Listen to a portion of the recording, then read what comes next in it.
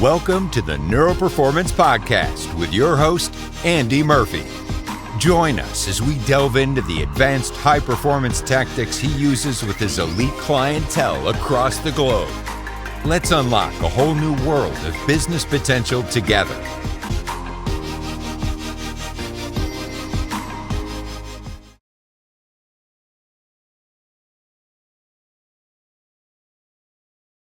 I'd rather have a few years of glory than a lifetime of obscurity. Yeah. I'd rather die 20 than live to be 60 and be nobody. Yeah. So you like the glory? You want the glory? I was born for this. I was just born for this. I think I'm Alexander the Great in another life. What's going on, Neuroperformers, and welcome to episode 439. Today's date is the 7th of November 2024, and I want to say that for a reason. There's been a big event in the world. I don't know if you follow US politics, I don't know if you know what's going on in the world, but yeah, there's a big event just happening, or just about to happen, right? Just about to happen. I don't know what your beliefs are about politics, but I don't care about them. What I care about is that Mike Tyson's fighting. And it might be like a WWE fight, but hey, we get to see Big Mike in the ring doing his thing. He might be nearly 60 years old, and he might be fighting someone who's, I don't know, what, a third of his age? You think he's 25 or something, Jake Paul?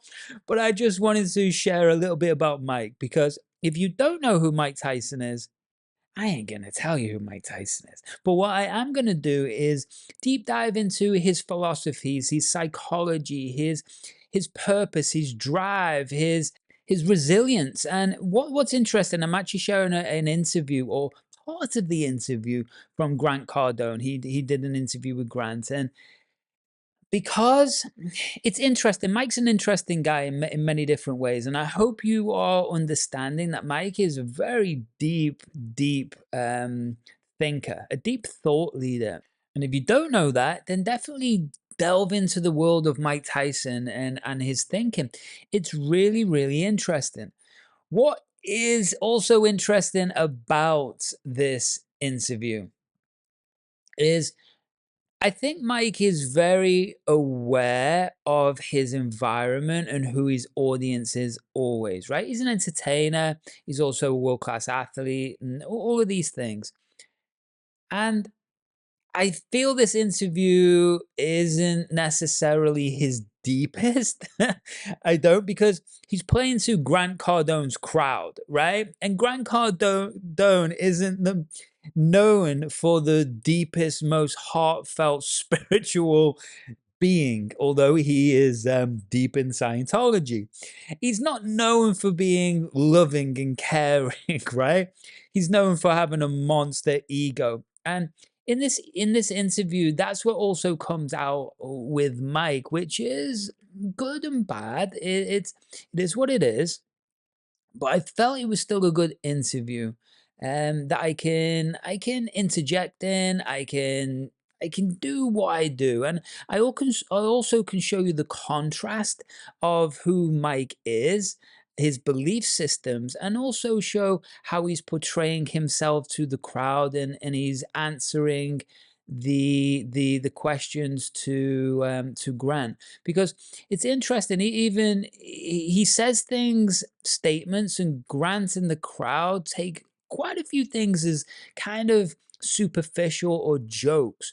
But when you actually do a lot of listening to Mike over so many different interviews, especially on his podcast, I listened to that back in the day quite a lot, and you realize that no, there's nothing coming out of his mouth that isn't really, really aligned with who he is at the highest being, right? The other side of this is, Mike's probably not quite in that mode right now, right? Mike's in warrior mode. And I remember him being on Joe Rogan podcast, and this was going back quite a few years, maybe 5 years ago, and he wasn't boxing then. He was boxing, obviously, but he'd retired. And he was just smoking weed, and he was just enjoying his life and doing his thing. And he was very calm and quiet and gentle. And then he came back on the show like 12 months later, 18 months later, and this is when he was going to fight Roy Jones Jr. And there was a switch that had gone. It's gone on, right? There's this warrior, this monster had appeared again. And I wanted to show these reasons. I mean, we're talking about Mike, but we're talking about you. Yeah, you. We're talking about me. We're talking about human beings. And when we really understand that we have multiple sides of us, then we have to be able to play in these multiple worlds. It's what I call definitive state changing, right? And when we can understand that all of these parts of us are actually a whole of us, then we can stop running away from those darkest parts of us. You know, this is what they call shadow work back in the 70s, you know? But whether you call it shadow work or actually understanding and having awareness and healing, the dark parts of you is not something that you should shy away from. It's something, there's a difference. Let me explain it like this. There's difference from playing in the light and being the light. I think I said this on the last episode, right? You message me if I did, right? But there's also a big difference between playing with the dark and being the dark. Does that make sense? You shouldn't ever be afraid of those sides of you because those sides of you are you. It's just that we should not live in them, right? Because when you are in that state and in the darkness, that's fear, that's anger, that's sadness, that's stress, right? That's lack, that's scarcity. That's creating definitive certainty. And that creates a false mechanism of safety. It always leads to the same place. It doesn't lead anywhere that we want to go. It really doesn't. And people get lost in that identity, right? Thinking that they can't move out of it. Now, I'm sure you've had moments in your life where have been absolutely terrible. But you're here right now, listen to this, thinking the things that you're thinking so you can connect with me and be able to move forwards in a different way, right? So I also want you to understand the light. What does the light mean? The light means happiness, expansive thinking, drive, passion, right? Doing what you love, but also it's being able to monetize what you love or give that energy exchange out so you give it back. And that might sound a bit woo-woo, but I really believe it's the biggest thing in you can do to have a successful business. Now you can create money, but the amount of people that I've worked with, and we're talking thousands and thousands of people, and a lot of them have, extremely successful. And that doesn't mean that they're balanced. Balanced meaning in this context, level, safe, strong, right? And stable. That's what I mean by balance. Because in business, there's really different stages of business, but there really is sometimes you got to go full throttle, right? You just got to go and go and go. And that's okay. But you've also got to be aware of what are the biological consequences or your nervous system consequences. I know for sure for me, with all the things I've been through, that my nervous system doesn't handle what it did 20 years ago, even 15 years ago, 10 years ago. It just can't handle it. And I literally feel a threshold that if I push past like a membrane, then I kind of crash, right? And you might go, oh, you need to do this, there's more ice baths. Yeah. I get it. I'm in this world and I'm quite good at this world. But you also have to understand yourself. And it's about bandwidth, right? So sometimes the bandwidth means that we can push and push and push. Sometimes it means that we just have to keep things extra simple. And sometimes the universe, your unconscious mind, your brain, whatever the hell you want to call it, right? When you start to listen, then maybe your unconscious mind is trying to guide you or push you or move you into a place that the things that you were all trying to do, all of these things, well, you're not supposed to.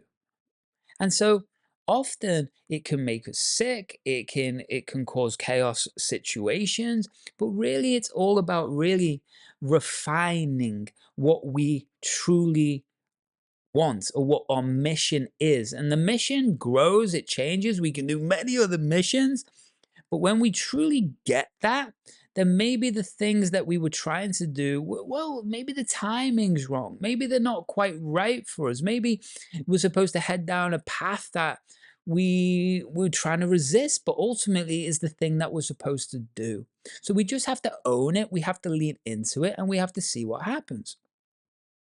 So I don't know where all that came from, but I hope that it helped you or it helped someone you know. So you can share this with someone else. But let's get in to hanging out with Mike.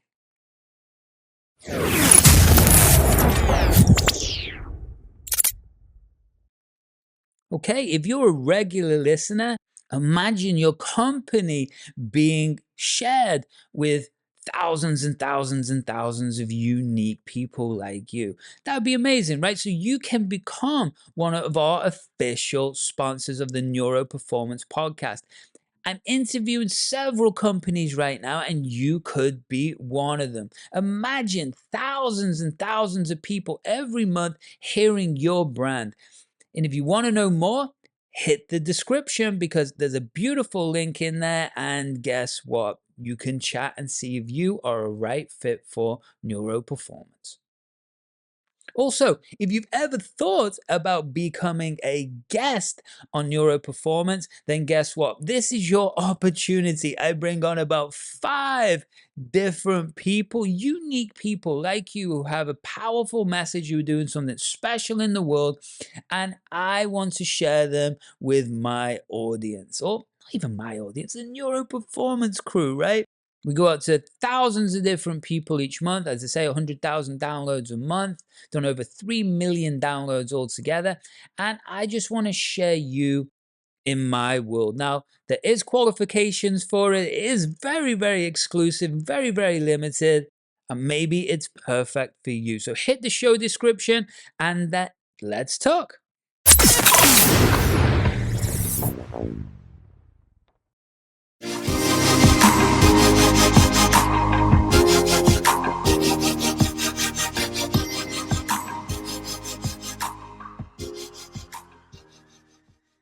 What did you do to create? Because everybody loves Mike Tyson. I died in front of people many a times. And it appears that I resurrect myself, I guess.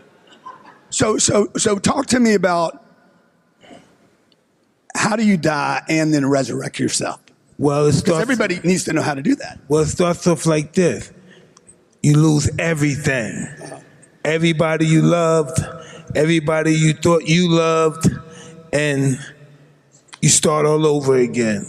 But this time, I'm starting with experience.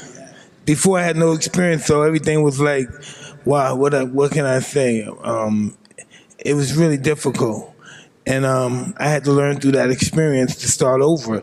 But now it's a whole different subject. I'm experienced now. Okay, crew, let me jump straight in there. Now, I'm glad Grant didn't play into what the audience laughter was, right? Because again, you probably got young kids who don't really understand what Mike is actually saying. But let's analyze that a little bit deeper for us, right? Because I'm not going to talk about all the NLP techniques or the neuroscience. It's not going to be that type of show. Go back through 400 and whatever 30 plus episodes. What I want to just share is that depth, right? That depth of what he's saying when you truly understand what he is saying. Do you get it? Do you really understand? He's saying it's such a blessing. And the only way we gain a perspective over a situation or our life is through wisdom. The only reason we can have wisdom is through going through that experience. Does that make sense? It's like watching, I always relate everything to martial arts, as that's my love since I've been a kid. But it's like watching 100 UFC fights. Or Mike, it's like watching Mike, every single fight that Mike's ever had, and then thinking you can box. Or you can think you can fight in the UFC because you've watched all the things. It doesn't quite work like that, right? It's the same with experience. And I don't know about you, but I've been through some deep, dark holes in my life, right? And you might be there listening to this right now. And that's okay. It's okay. This is something that got said to me through my little intuition, instinct, voice in my head when I was in one of the lowest parts of my life. And it was very profound. And I still say it sometimes to myself if I need to. And I hope this goes through and you get this. This is just where you are. It's not who you are. Does that make sense? It's just where you are. It's where you are in life. It's where you are in your business. It's where you are in your focus. It's that situation that's gone wrong or that situation that's gone right. Everything could be beautiful for you right now. Same thing. This is just where you are. It's not who you are. Who you are is so much more than what you're experiencing right now. Who you are is striving for something so big potentially that you have to go through what you're going through, right? I mean, ultimately, we're just here for one reason, right? Just to heal, just to love ourselves, just to have a nice, fun life. And really that's what it is, right? But if we want to expand it even bigger, then there is ultimately, I truly believe, and not for everyone, because I really believe everyone comes here for a different reason if we're getting a little bit metaphysical. But some people are here for massive things, to shift the focus of the world. And I used to really, really drive and use everything I've got for that mission that big. But then as I get older, I've just got to stick to my lane, right? I'm probably not going to change the world, but I'm going to add to changing the world in my way. So when Mike talks about dying in front of everyone, when he talks about losing everything, really what is he talking about? He's talking about his ego getting broken down. And remember what the ego is. It's that part of us that really is a self-protecting mechanism, right? It holds on to identity. It holds us back. It keeps us small. It attaches to things, the future, the past, right? And it's just to keep us safe in its own crazy way, right? And when we understand that, then what he's talking about is everything being stripped away so he can then have that wisdom, step into a new version of himself, or the true version of himself, into a new environment. And guess what? Yeah, brings that wisdom with him. So Mike, would you say you look good, man? Yeah, Does he look good you or what? look too. How old are you, Mike? I'm 58. 58. In June 30th, I'll be 58. 58. You look great, dude. I feel great. You look great. I feel great. Don't argue with me. Well, it's the truth. I'm trying to elaborate the truth with you. So, what was your first success? When did you have the first successes where Mike was like, shit, I could be something? When I first met my mentor, Customado, when I was 13 years old. Yes. All day. Catskill brain basher all day. So you met him, and yes. Kiki, yes. I didn't want to bring it up that soon. Yes, I met him, and he told me he summoned me, in which by looking at all the episodes that happened in my life, I think he was right. He did summon me. from Brownsville, Brooklyn. Yeah. And where was your mom and dad? I don't know the early story of Mike Tyson. Oh, you want to learn that? I'm just saying. I'm from Brownsville, Brooklyn. My family was in the sex industry. Okay, so I seen a lot of sex in my life. I seen my mother have sex with me in the bed. Every time I came in the house, somebody was having sex, and they were high and drunk. So that's the world I come from, and violence as well. So that's where I came from. I was arrested probably 30 times by the time I was 13. I was a violent kid. I did really bad things that I'm really not proud about, but I call it survival. And I met this gentleman, this Italian man. If he heard me say that, he would kill me. So, I just never met a person like that. He was more like a Roman emperor than just a boxing trainer. And he picked out all the best qualities in myself, and he taught me how to love myself. Now, I was gonna edit that for a few different reasons, right?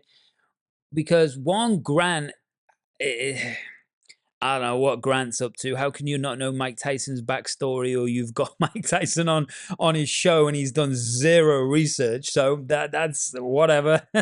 But besides that, it was obviously, if you cut all of the noise about what he was saying, he comes from an extreme background, extreme poverty, no possibilities of life, and then somehow the universe, the unconscious mind, life, whatever you want to call it, synchronized his trainer, Cuss, with Mike.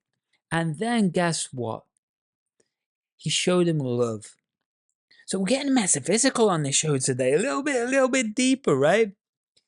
So he showed him love. Showed him how to love himself. And again, we talk about dark and light. You can play in the dark, play in the light, be the dark, right? Whatever that means to you. And so then it became, he had a mentor. And what that means, this is the key word. He was able to feel safe. He was able to feel safe. And feeling safe is such a powerful feeling in so many different ways. It allows you to be creative. It allows you to take risks in business and life. It allows you to push forwards. It allows you to do things that weak side that's probably full of ego and identity it cannot, right? And it's just special. So when Mike talks about he found a mentor that showed him a different perspective on life and brought out all his best qualities, that's why mentorship is so important. That's why coaching is so important, because you're constantly looking for external validation from inside of yourself. Otherwise, unless that third-party person can show you and identify these patterns, these behaviors, and these belief systems inside of you that you can adapt and change. Does that make sense?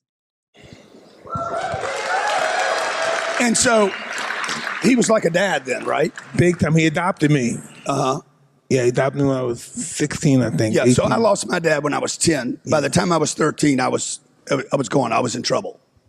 And I actually asked ChatGPT today, I said, what does Mike Tyson and Grant Cardone have in common? Resilience and overcoming difficult early lives. Both faced significant challenges during their childhoods. I would say yours were much greater than mine. Well, that's relevant. It's the feeling behind it. Somebody could lose a fight and get knocked out, obliterated, and somebody could lose a basketball game. It's the same feeling. We failed. Yeah, we failed. And so when you fail, what does that feel like to you? I can't wait to have another match similar and revenge myself. You do want to? Yeah, all the time. So I was watching you backstage, and you remember that thing that says "success is your duty." Yeah. Do you agree with that? Because I've heard you talk about whether it's important or not important. Like you've gone through different cycles in your life where you're like, I want it and I don't want it. I don't need it. Well, let me just say this. I would, and this will answer all those questions. I'd rather have a few years of glory than a lifetime of obscurity. Yeah. I'd rather die 20 than live to be 60 and be nobody. Yeah.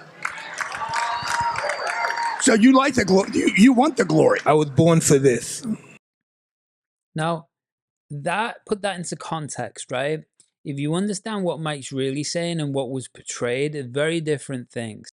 What was celebrated there was when he said glory, right? And this is glory, you know, I want the glory. And Grant's like, yeah, the glory. It's better to be like magnificent and recognized by everyone in the world than to be nobody, right?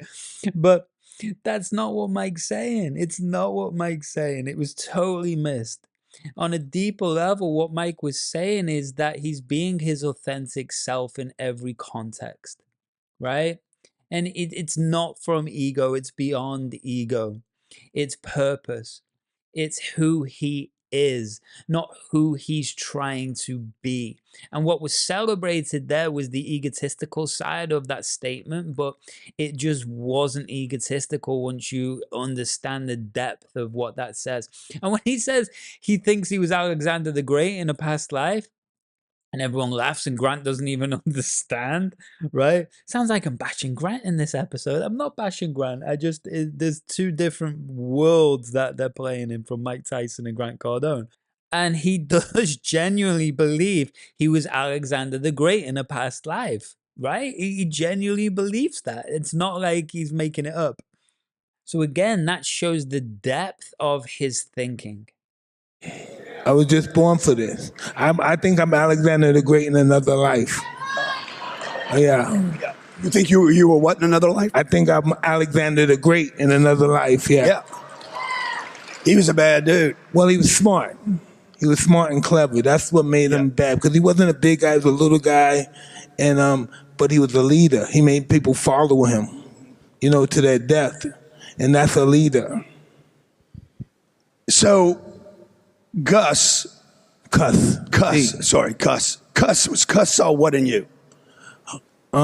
He told me he saw the willpower, determination. I just had to bring it out, and he needed to show me discipline. Discipline, doing what you hate to do, but do it like you love it. And that was the message, and I learned from him. So the training. Did you want to do the training, or you? I love training. Yeah. I would train the whole day. I wouldn't eat food because I was overweight back then. I used to see the fighters on the scale, the guys in the 20s, the 70s, and they'd get on the scale and they're ripped. If they breathe and you see every if they go like this, you see every muscle in their body. And I said, I want to be like those guys. I want to be like that. I want people to look at me and say, hey, he's beautiful. Well, and you got there. Yeah. Dude, when you see those old tapes of you, 20 years old, 18, 19, 20 years old, what do you see? I made a lot of mistakes. You did? Yeah, that they couldn't capitalize on. You saw the mistakes you were making, but they didn't see them. No. Well, like what? I may drop my hand when I punch a little bit or something like that. I may just come in without jabbing and move my head. But dude, you were like undefeated for how long? Well, you could be undefeated, but that don't mean you're the best. Right. But you were the best. It appeared to be, yeah. You appeared to be. Yes. But goddamn, he was the best. Look, here's a guy that was the best, and he's saying no. It appeared to be the best. Well, he listen. There was let me say that these are business individuals, right? Yeah. These guys are very successful. A lot of these guys believe they're better than anybody in their firm or something. But deep down inside, you ask them who's the best, and they won't say the self. If they're honest, deep down inside, they won't. Well, no, he's the best. Wow. Is the truth there? Is the truth? If you've ever been competitive in a sport, well, competitive in anything, doesn't even have to be a sport, including business and life, right? You get to a point where you've trained or you've really, really done everything you can, and you're on your A game. It was the same with me in martial arts back in the day. I was on my A game, right? Under 21s England team, and it's and then you'd go in and someone would just kick you in the head, right? And you're like, damn, there's always somebody greater. There's always somebody better. You just haven't met them yet. And it's the same with the money game, right? Grant thinks he's rich, for example, financially. Compared to who? Compared to who? Compared to Elon? Well, Elon's not really rich. You know, they say he is, compared to like the Saudis, or compared to the Sultan of Brunei, right? Or compared to real secret wealth, you know? There's levels of the game, so you can't compete against anybody else. All you can do is get better and compete against yourself. And that doesn't necessarily mean in business. It can be with happiness, it can be with health, it can be with your relationship, it can be with calmness, it can be with perspective, right? They always talk about business these days, unless you're doing 1 million a year, which is, you know, revenue, not revenue, actual income. That's 100K, well, it's actually 80,000 a month. Then you're not successful. And you see all these outliers on social media. Well, let's rewind 15 years ago. Wasn't that many people making 1 million a year, right? And then it's because of social media puts this in your face that then you start to, you can start to feel inadequate.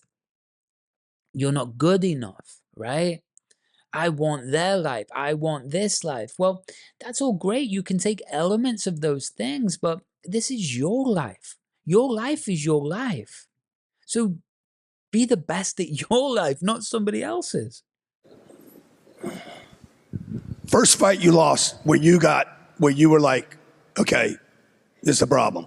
No, it wasn't a problem. It's like you having a bad day up here. Same thing. I just get beat up. I get black eyes and busting cuts. But it's the same feeling. We go home with some kind of, how can I revenge myself? How can I take myself to a higher level of success and make everyone jealous of me? Because that's just what it is. Even if you don't want them to be, they're going to be jealous of you. Your family members, your best friends. And I'm like Voltaire. God, I can handle my enemies. Save me from my family and friends. Yeah. You know? I had to jump in there because that made me laugh. And I don't know if you can relate to that, but it's so true. And that's why we have to really change the cycles of our friends. And there's very few people that will be with you at the final, the finish line, right? Or when you have success, than they are when they're at the start. I remember because I've done this for a long time, you know, and I left the UK 22 years ago. And I've been in the online space for I don't know, 16 years, 15 years, something like that. And it wasn't known. Coaching wasn't even an industry when I started coaching. You know what I mean? It wasn't even a thing. It didn't exist really besides sports coaching, not high performance coaching. And it was funny because I used to hear all the shit talk that would get spoken behind my back. Especially after I had a bankruptcy and a nervous breakdown from New Zealand. And I lost everything. And the amount of people that would talk shit. Who does he think he is? Look at him. He thinks he's this. He's creating videos. Ha ha ha ha ha. Ha. Even to the point where someone, was one of my best friends, and he said to me, "You don't have a business." And I was like, What do you mean?" And he goes, "You don't have a business. A business has an office. A business has a secretary, a desk. It has people like that." And I was like, wow, wow. I have those things if those things are important to you, but they're in different countries. It's called a virtual world. Now, obviously, everyone's caught up in the world and this is just what we do, but it's just fascinating. And I'm sure that you have had or have people holding you back.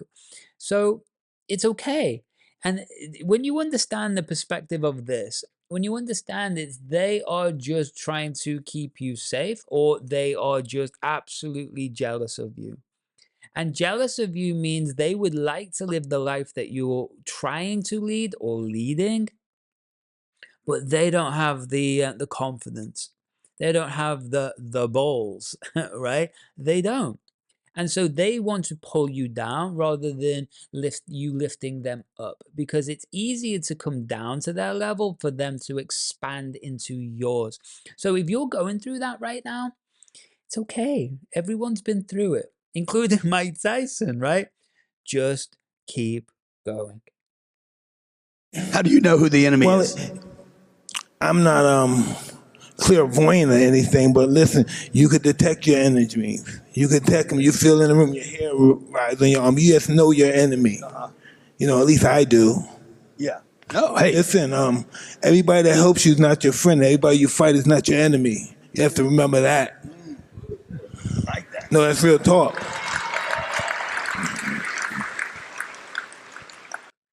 Okay, crew. I'm actually going to wrap it up here because this is a 45-minute interview and I could make it about 4 hours long, right? But just learn about Mike. That's my whole thing. Be confident, be authentic, be you, keep pushing, and just see what happens. Live out of the ego, understand the depth of yourself, play in the dark, but be in the light, okay? But just before we wrap it up,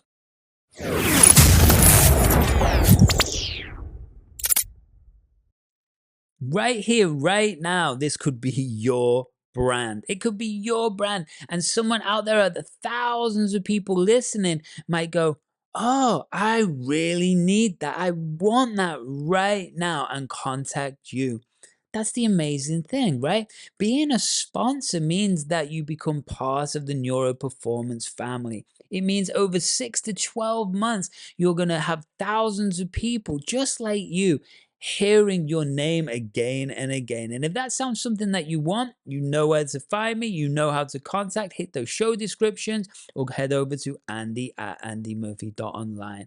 The other thing you can do is, if you want to be a guest, you know where to find me. Head over to andymurphy.online. There is a brand new website just been built, neuroperformancepodcast.com. If it's live yet, I'm not sure. We're going to find out, but it's pretty cool, and it's going to show you all the intricate details of who's been on the show, the numbers, the stats, and all the rest of it. Probably shouldn't have said that right now, because that's it's not 100% finished, right? But head over to andymurphy.online or message me at andy@andymurphy.online.